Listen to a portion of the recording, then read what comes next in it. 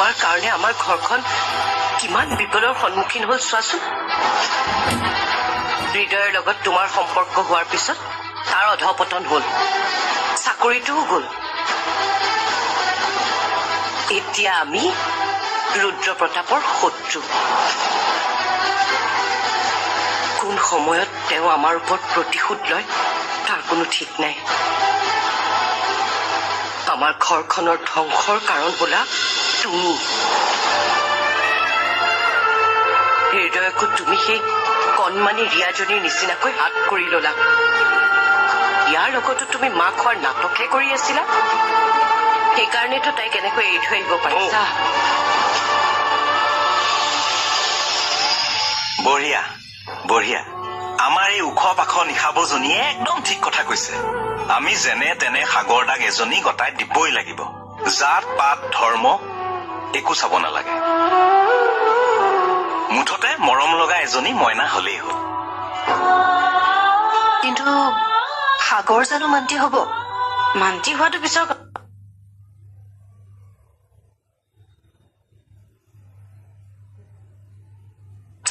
কিন্তু প্ৰথমতে ছোৱালী এজনী বিচাৰি উলিয়াব লাগিব।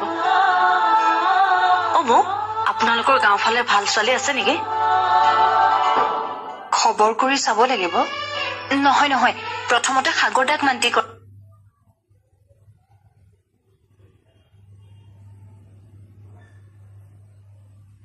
লাগিব। সেইটো মই কৰাই দিম। এনে একেবাৰে মুখ্যমন্ত্ৰীজন বহুদিন ফচি থকা ঠিকাদাৰৰ বিল যেন সি এনেকে পাছ কৰাই দিব। মই এটা প্লেন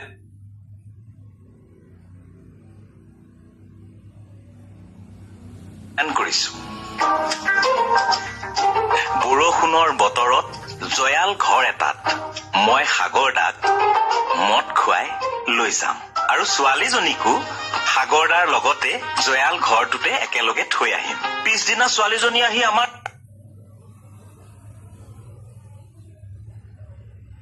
ঘৰ ওলাবহি আৰু ছোৱালীজনীয়ে আমাৰ ঘৰত আহি তাই কলেই হ'ল যে মই সাগৰদাৰ সন্তানৰ মাক হব ওলাইছো। কথা শেষ। এৰাতিতে মাক হব নেকি? ছোৱালীবোৰক তুমি গোটা মগু বুলি ভাবিছা নেকি যে ৰাতিটোৰ ভিতৰতে গাজ ওলাই যাব? মোৰ আইডিয়াটো কিন্তু বেয়া নাছিল ন বৌ? একেবাৰে বেয়া আইডিয়া অনুপম। মহিলা যে মহিলাক সমৰ্থন কৰিবই। নহয় অনুপম, সাগৰে আগতে বিয়াৰ বাবে নিজকে প্ৰস্তুত কৰিব লাগিব। নিয়ৰ, তুমি সাগৰৰ লগত কথা পাতিবাচোন।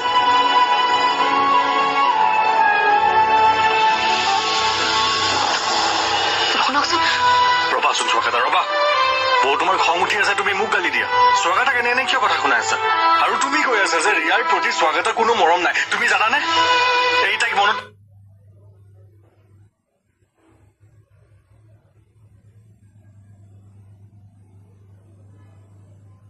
পেলাই কিমান কান্দিছে? হ'ব, এতিয়া মনে মনে থাকক আপুনি। প্লিজ মনে থাকক। নাথাকো মই মনে মনে। অযুক্তিকৰ কথা কিছুমান কলে মোৰ ভাল নালাগে।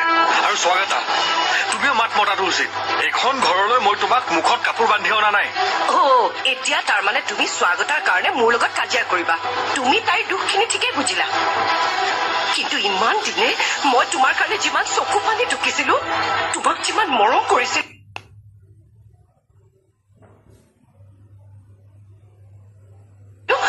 চব মূল্যহীন হৈ গল। ভাল প্ৰতিদান দিলা কিন্তু তুমি মোক। স্বাগতাৰ ভুলবোৰৰ বাবে তুমি তাক গালি দিব পাৰা, মই তাক বাধা দিয়া নাই। কিন্তু যিটো মিছা কথা, তাৰ বাবে তুমি তাইক কথা শুনাব নোৱাৰা।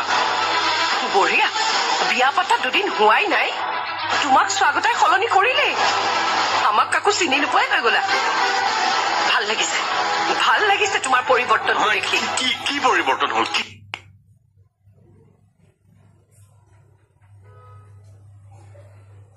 কি পৰিৱৰ্তন? নহয়, তুমি মোক বুজাই দিয়া কি হল। ৰ'বচোন ৰ'ব, আপুনি বৌৰ লগত মুখে মুখে তৰ্ক নকৰিবচোন। তেখেতে মনৰ দুখত কিবা এটা কৈছে, মোৰ গাত লগা নাই নহয়। আপুনি নিজে নিজে গাত পাতি কিয় লৈছে? মোৰ গাত লাগিছে। মোক মিছা কথা কব নাহিবা। তোমাৰ মাতৃত্বক লৈ কথা কলে, ৰিয়াক লৈ কথা কলে তোমাৰ গাত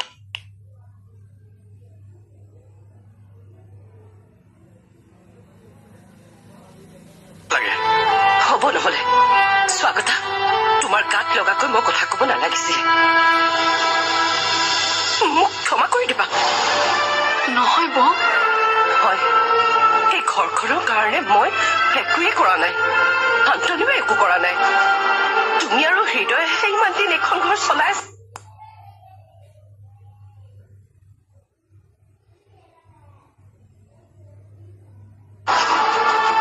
গতিকে টান কথা কি তোমাৰ চকুলে চাই কথা কোৱাৰ অধিকাৰো নাই মোৰ মোক ক্ষমা কৰি দিবা বৌ বৌ গাত মাৰি কথা কোৱা বাদ দিয়া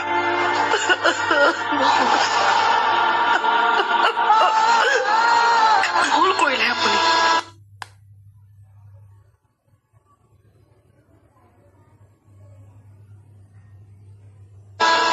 বহুত ডাঙৰ ভুল কৰিলে আপুনি তোমাক বেয়া কৈ গলে মই সহ্য কৰিব নোৱাৰো আৰু চিন্তা নকৰিবা আমাৰ মাজত এইবোৰ তৰ্কাতৰ্কি চলিয়ে থাকে আগৰ কথা বেলেগ আছিল কিন্তু মই এতিয়া আপোনাৰ পত্নী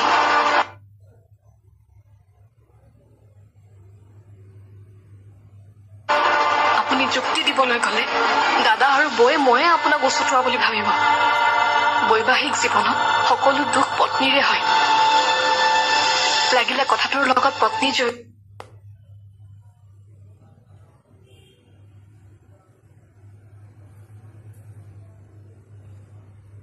থাকক বা নাথাককে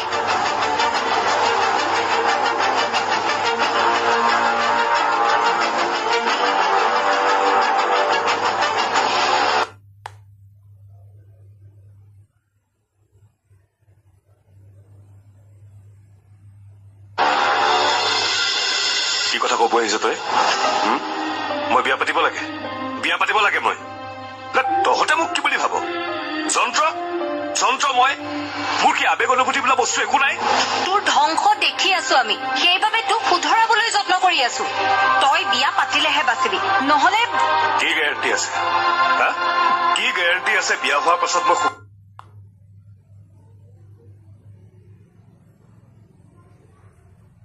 কি হ'ম বুলি কি গেৰাণ্টি আছে বিয়াৰ পাছত মই স্বাগতক পাহৰিব পাৰিম বুলি পাৰিবি তই নিজৰাক পাহৰিব পাৰিছ যেতিয়া স্বাগতকো পাহৰিব পাৰিবি আৰু মা দেউতাৰ কথাটো তয়ে চিন্তা কৰিব লাগিব দাদা ভাবচোন তই যে সদায় মদ খাৱ সেই কথাটো মা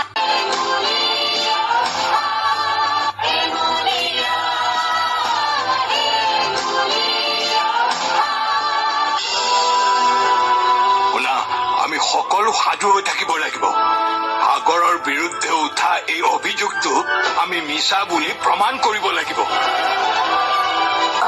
খুৰা এইবোৰ আপুনি ঠিকে তুমি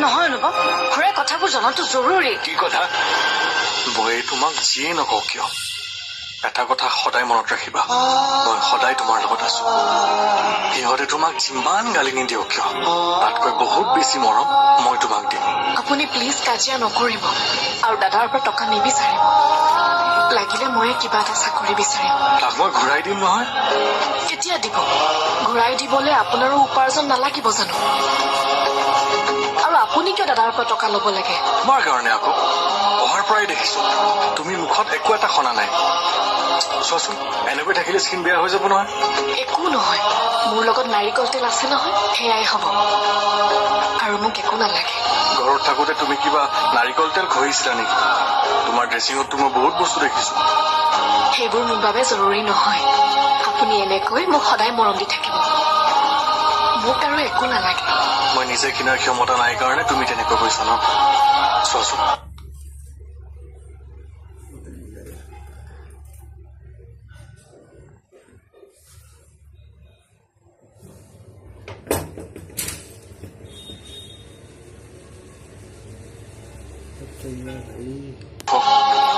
লাগতিয়াল বস্তুখিনিও দিব পৰা নাই তেনেকৈ নাভাবিব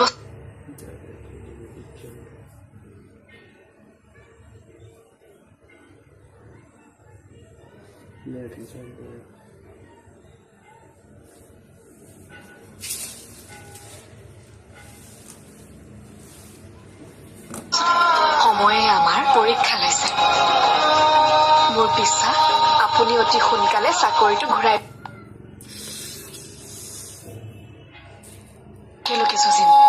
আৰু চাব আমি সফল হমেই তেতিয়া আপোনাৰ যি মন যায়। अस्सलाम वालेकुम नाजरीन। बर-ए-आज़म अंटार्कटिका।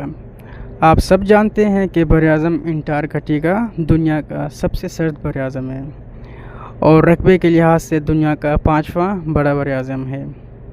इसका कुल रकबा तकरीबन 1.4 करोड़ मुरबा किलोमीटर है और यह ज़मीन के जनूबी हिस्से में वाक़या है।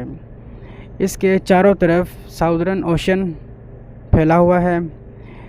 ये बर-ए-आज़म तकरीबन बर्फ़ से ढका हुआ है। यहाँ का मौसम साल के 12 महीने इंतहाई सर्द और खुश्क रहता है। इस वजह से यहाँ इंसानी आबादी ना होने के बराबर है। इंतहाई सर्द मकाम होने की वजह से इसका दर्जा हरारत -80 डिग्री सेंटीग्रेड से भी नीचे चला जाता है। इस बर-ए-आज़म में बर्फ़ के बहुत बड़े बड़े तोदे जो कि दूर से पहाड़ नुमा नज़र आते हैं मौजूद हैं। इस बर-ए-आज़म की ज़मीन पर सूरज के ज़्यादा ज़ाहिर ना होने की वजह से ये बर्फ़ के तोदे पिघलते नहीं हैं और ये सालों से ज़मीन पर मौजूद हैं। इस ज़मीन का आखिरी मर्तबा रूसी साइंसदानों की तरफ से जो दर्जा हरारत कम से कम रिकॉर्ड किया गया था 89.2 डिग्री सेंटीग्रेड। इंतहाई सख्त मौसमी हालात की वजह से यहाँ ज़मीन पर मौजूद हैवानात की अक़साम बहुत कम पाई जाती हैं। अलबत्ता समंदरी हयात बहुत ज़्यादा मौजूद हैं।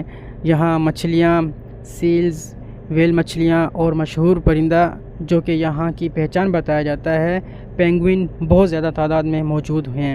इस इलाके पर किसी भी मुल्क की मलकियत नहीं है।